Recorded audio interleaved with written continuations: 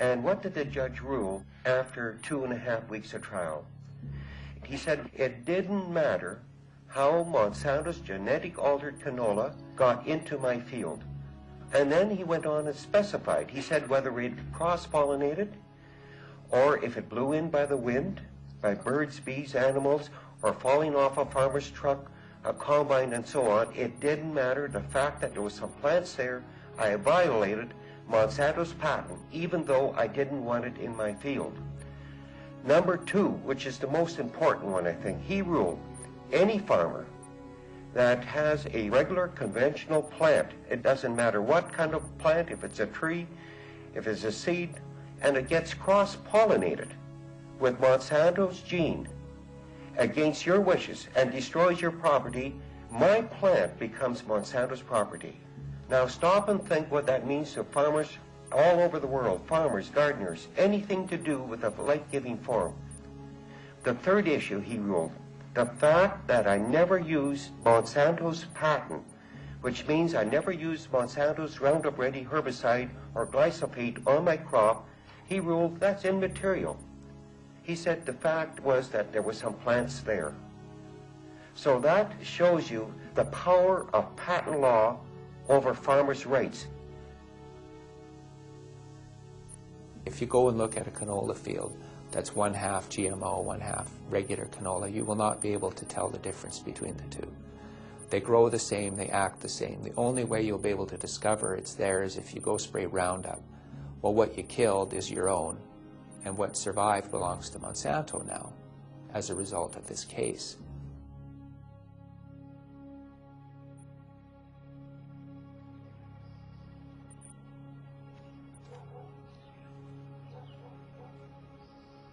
In the last 2 months, I probably had 100 phone calls, minimum, about people finding canola in their fields that never ever had it before.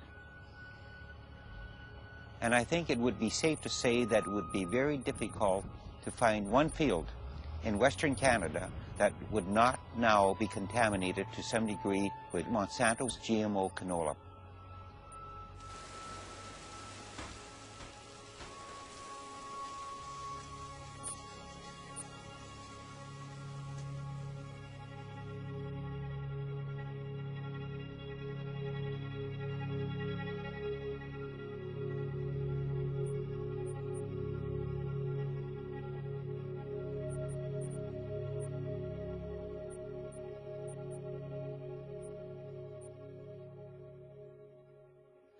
There's an old sort of ethic that emerged in agriculture communities, and I grew up with that ethic.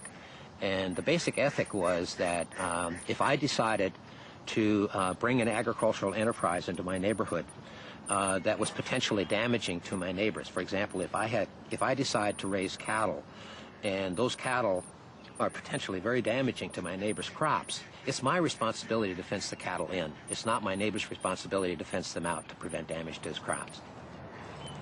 The way that the system is functioning now, it's my responsibility to fence that technology out from my crops. And of course, there's no way that you can build a fence high enough to prevent that. We know that now.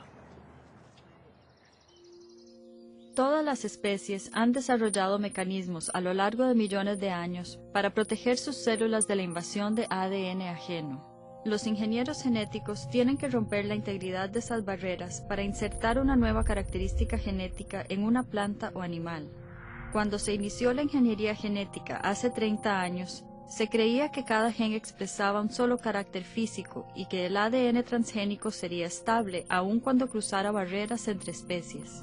A new technique of molecular biology appears to have allowed us to outdo the standard events of evolution. En 1975, pioneros en ingeniería genética realizaron una conferencia para discutir la seguridad y ética de la recién descubierta investigación transgénica. Algunos biólogos pidieron una moratoria en la investigación hasta que se determinara si la tecnología era segura. It is not known what sort of risk this is going to create because we have no tests. Los delegados votaron en contra de la moratoria, pero sí se comprometieron a guardar todo el ADN recombinante y los organismos genéticamente alterados de forma segura dentro de los laboratorios.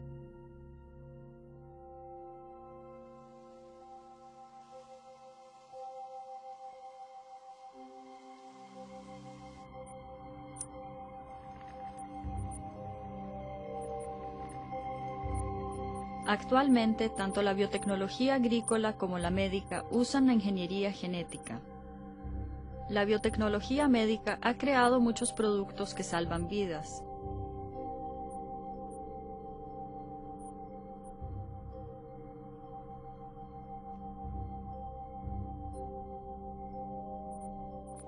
Estos fármacos se fabrican bajo condiciones controladas en laboratorios seguros. Las plantas genéticamente modificadas, a diferencia de los medicamentos, se reproducen y una vez introducidas al ambiente no se pueden controlar. Using biotechnology to produce food is not new.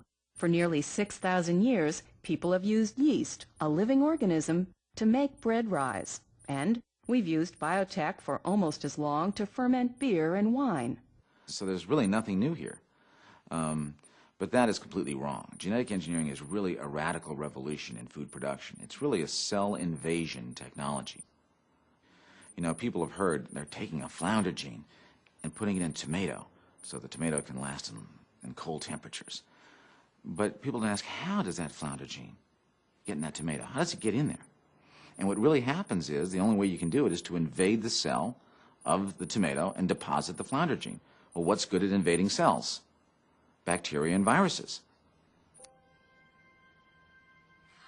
Luego de 12 años de investigación, Monsanto encontró una bacteria en el suelo naturalmente resistente al herbicida Roundup. Su meta era insertar ADN de esta bacteria en diversas plantas para hacerlas resistentes al Roundup.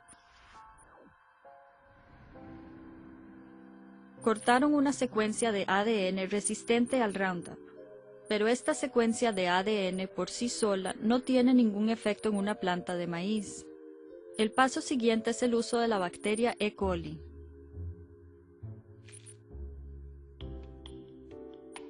Se crean espacios en el ADN de E. coli y cuando se mezclan los dos tubos de ensayo, parte del ADN de E. coli se recombina con la bacteria resistente al Roundup.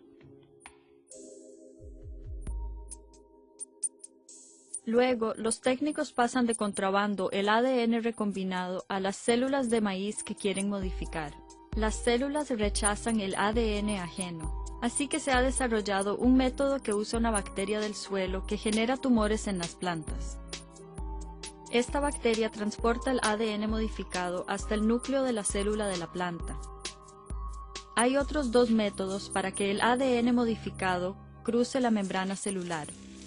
En uno, una corriente eléctrica crea pequeños agujeros en las células de las plantas, haciéndolas vulnerables al ADN ajeno. Otra es la pistola de genes, que dispara partículas de oro con ADN recombinado dentro de las células.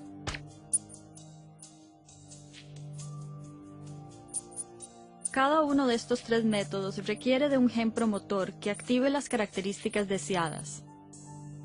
El gen promotor se extrae a menudo del virus de mosaico de la coliflor. This capacity of bacteria and viruses to invade mammals in different ways is what really has a lot of people edgy about biotechnology, because that's really what the tools are all about. In order to move genetic material from one organism to another that don't normally cross, you've got to sort of behave like bacteria and viruses and invade into the cells and become established, just like the virus must become established. And they do one more thing. They attach to that an antibiotic marker system. El marcador antibiótico es un gen naturalmente resistente a un antibiótico específico, que permite establecer si el cassette genético se está expresando. The most cataclysmic force in the food system right now is the fact that the medical community is just terrified about the loss of antibiotics. No one really understands how using antibiotic marker genes in genetic engineering techniques might contribute to the problem.